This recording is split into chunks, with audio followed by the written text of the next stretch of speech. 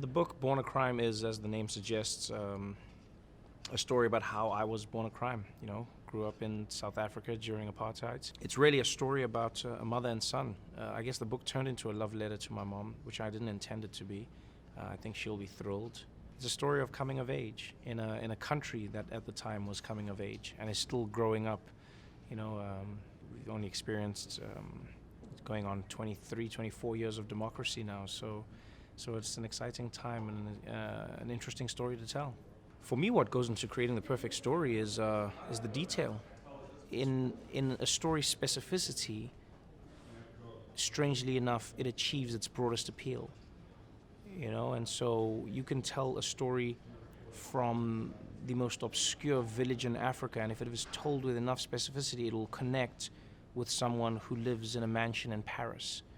There are themes that are universal, there are ideas that people share, there are experiences that everybody is going through regardless of their standing in life. And so I think when telling a story authentically, if you do that, you will find there are people who will gravitate towards you beyond every barrier that you thought existed. What's one time where I've been the most wrong? Wow, every day. Being wrong is great, Comedy is a lot like one long scientific experiment. You're constantly trying new formulas, you're constantly trying new theories, and many of the times, the experiment fails, but that's what makes it exciting, when it explodes in your face and you have to start again. That's the only way growth is truly achieved for me. Pushing the boundaries, testing yourself, testing your ideas, and seeing what wrong is, because it's, as they've famously said, it's not just about finding out what's wrong, it's finding ways to not do it. It's discovering answers and paths that you now know. So essentially, I feel like experience and the experience of being wrong is like creating the GPS of your mind. You are essentially finding out where all the dead ends are, so next time you navigate, you can go straight to the destination you're trying to reach. You should always appreciate being underestimated.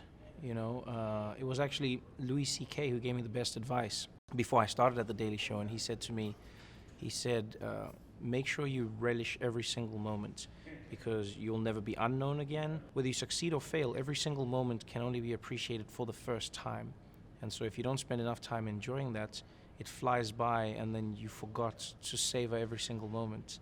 So even if it is failure, it's going to be for that first time, and you didn't get to enjoy every moment that led up to that. And if you're a young person and you are going into any field, underestimates is the best position to be in, I believe. Because it provides a low-pressure environment, and then you can push yourself to try and achieve what you think you can.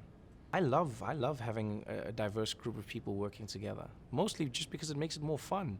It's great having stories from different people's backgrounds and different people's experiences, and, it's fun to have, like an African man from Uganda, and, he's learning about Halloween for the first time. It's just great to share experiences and chat about similar opinions that have been shaped through completely different factors. If you look at the world of innovation, you look at technology, you look at what people are creating all over the globe, some of the most innovative ideas are coming from places where no one thought they would come from, places like India and Africa and underdeveloped parts of the world, where because of how they've been shaped, they've thought of new ideas and necessities that they may have that no one else does, whereas you take it for granted in your world.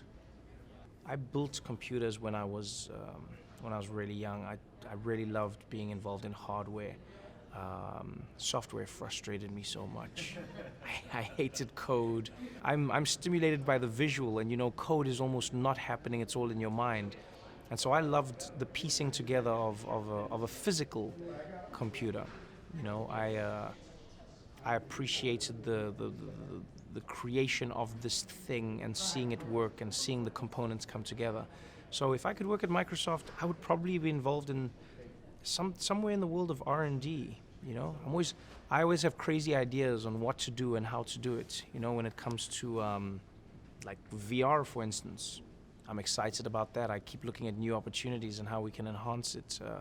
If you give me a phone, I can think of 1,000 ways it could be better and how we could be enhancing it. And yeah, I'd definitely want to be in R&D. My title would be Craziest Guy At. That would be my title. Trevor Noah, craziest guy at R&D. Yes.